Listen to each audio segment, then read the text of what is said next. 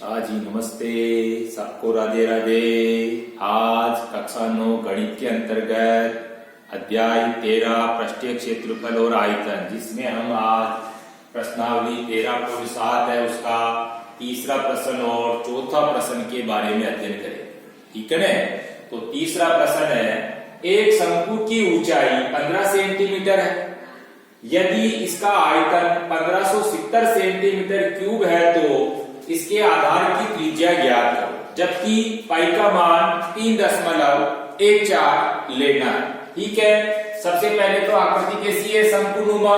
दूसरा, शंकु की ऊंचाई दे रखी है 15 सेंटीमीटर और आयतन बराबर दिया हुआ है 1570 सेंटीमीटर क्यूब और त्रिज्या हमको ज्ञात करनी है, जबकि पाई का मान 3.14 लेना।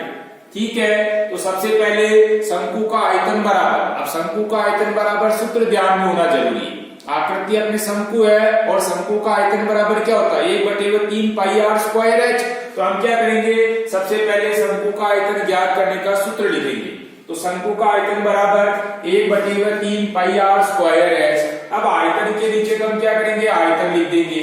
आयतन कितना दिया हुआ है, 1570, बराबर की जगह बराबर 1/3 पाई आर स्क्वायर एच के बीच में कोई चिन्ह नहीं, तो हमारे को गुणा का निशान लगाना। ठीक है, तो 1/3 की जगह तो 1/3 इंटू पाई की जगह पाई का मान दिया हुआ है 3.14 और इंटू आर त्रिज्या ज्ञात करनी है, इसलिए आर स्क्वायर ऐसे कैसे और इंटू एच की जगह एच ऊंचाई दी हुई है 15 सेंटीमीटर, तो एच की जगह एच का मान लिख देंगे।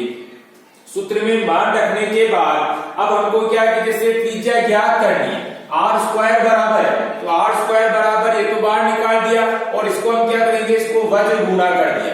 तो वज्र गुणा करने पर 1570 को गुणा करेंगे हम किससे, 3 से, और ये तो हो गया 1570 इंटू 3 और ऊपर अपने पास में 3.14 इंटू 15, इसको गुणा करेंगे 1 से, तो आर स्क्वायर बराबर हो जाएगा 1570 इंटू 3 और बटे हुए में 3.14 इंटू 15। ठीक है, अब यहाँ बटे हुए में 3.14 आ रहा है, तो नीचे जब हम दशमलव को हटाएंगे तो ऊपर की तरफ हम क्या करेंगे, दशमलव के बाद में कितने अंक आ रहे हैं, 2 अंक आ रहे हैं, इसलिए हम क्या करेंगे, ऊपर की तरफ 2, यानी कि दशमलव के बाद में जितने अंक है उतने ऊपर की तरफ हम क्या करेंगे, 0 लगा के अंक लिख देंगे। यानी कि 3.14 है, तो दशमलव हटाया तो दशमलव के बाद में अंक कितने, 2 है, इसलिए ऊपर हम क्या करेंगे, 100 लिख देंगे। ठीक है, दशमलव के बाद में जितने अंक होते हैं उतने ही, चाहे ऊपर की तरफ हो चाहे नीचे की तरफ हो, हमारे को उतने ही 0 लगा करके लिखना है। ठीक है ना?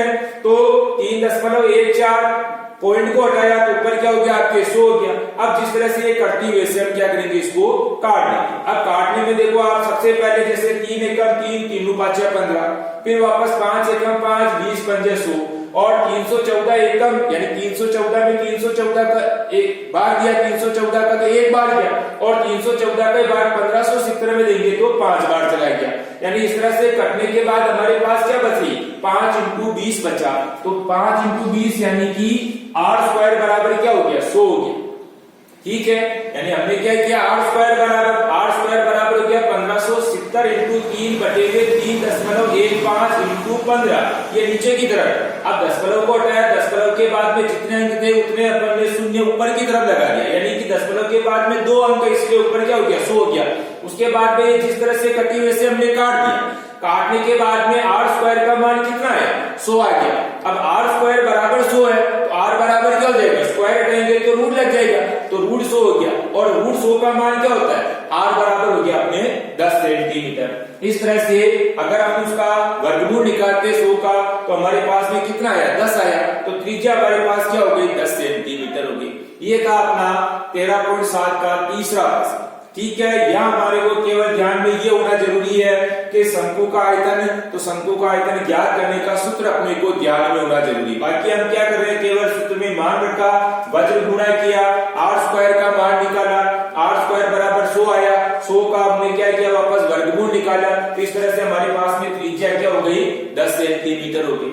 इसी तरीके से चौथा प्रश्न है, 13.7 का उसका चौथा प्रश्न है, यदि 9 सेंटीमीटर ऊंचाई वाले एक लंब वृत्तीय है, शंकु का आयतन 48 पाई सेंटीमीटर क्यूब है, तो इसके आधार का व्यास ज्ञात करो। अब यह हमको क्या, व्यास बराबर ज्ञात है, जैसे इसके पहले वाले में तो हमने त्रिज्या ज्ञात करी, लेकिन यहाँ क्या हमको व्यास ज्ञात करना। दूसरा यहाँ भी हमको आयतन दिया हुआ है, आयतन दिया हुआ है 48 पाई, और इसी के साथ में हमको ऊंचाई भी दे रखी है 9 सेंटीमीटर। ठीक है, तो यहाँ भी हमको आयतन दिया हुआ है शंकु का, आकार कैसा शंकुनुमा ही है, तो शंकु का आयतन बराबर दिया हुआ है, तो हम यहाँ भी सूत्र क्या लिखेंगे, शंकु का आयतन बराबर। अब शंकु का आयतन बराबर क्या होता है, 1/3 पाई r स्क्वायर है। सूत्र तो ध्यान में होना जरूरी है। ठीक है, अब शंकु का आयतन, आयतन के नीचे हम क्या लिखेंगे 48 पाई। ठीक है, दिया हुआ अपने को 48 पाई, तो हम क्या करेंगे शंकु का आयतन के नीचे लिखेंगे 48 पाई, बराबर की जगह बराबर। अब 1/3 पाई r स्क्वायर h, इनके बीच में क्या के कोई चिन्ह नहीं, इसलिए गुणा का निशान लगाना। तो 1/3 तो ऐसे कैसे, पाई भी अपन क्या करेंगे इंटू ऐसे के ऐसे लिख के छोड़ेंगे, क्योंकि इधर भी पाई आ रहा है ना, इसलिए हम क्या करेंगे इंटू पाई ऐसे कैसे रहने दो, और इंटू r त्रिज्या हमको ज्ञात करनी। त्रिज्या ज्ञात होने के बाद में हम क्या करेंगे व्यास निकालेंगे, और इंटू h की जगह हम क्या लिखेंगे 9 लिख देंगे। यानी हमने क्या किया सूत्र में मान रख दिया। अब मान रखने के बाद में देखो 3 एकम 3, 3 से 9 को काटा 3 बार कट गया, और इधर यहाँ भी पाई है, इधर की तरफ भी पाई है, बराबर के पहले भी पाई आ रहा है, बराबर के बाद भी पाई है, इसलिए पाई से पाई ये भी कट गया। तो हमारे पास कटने के बाद में r स्क्वायर इंटू 3 बचा हुआ इधर के साइड में, तो और इधर क्या बचा हुआ 48 बचा हुआ है।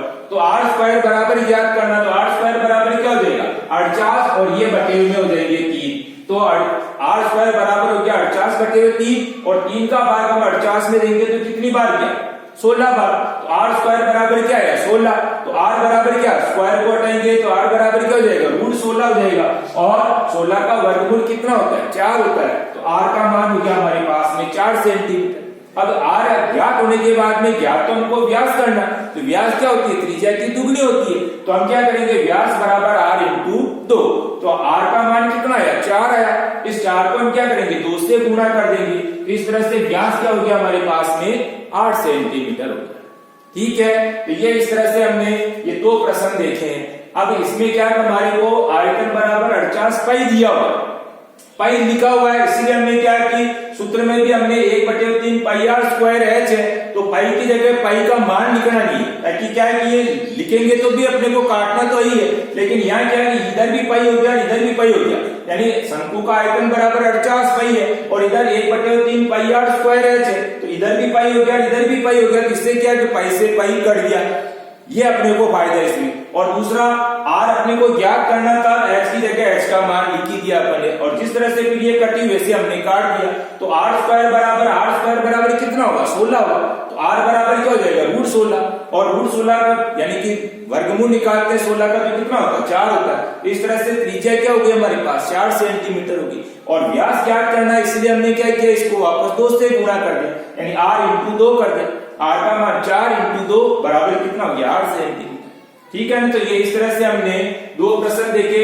अब आपको SW में क्या करना, वापस इन दोनों प्रश्नों को हल करना, लेकिन इसके पहले वीडियो को अच्छी तरीके से देखने के बाद बिना देखे ये दोनों प्रश्नों को हल करने की कोशिश करेंगे। सूत्रों को बराबर याद करते रहना है, HW जो भी दिया जाता है उसको भी अपन को HW की कॉपी में बराबर हल करते रहना। ठीक है, और सूत्र बराबर याद करें। ठीक है, धन्यवाद, राधे राधे, जय श्री कृष्णा।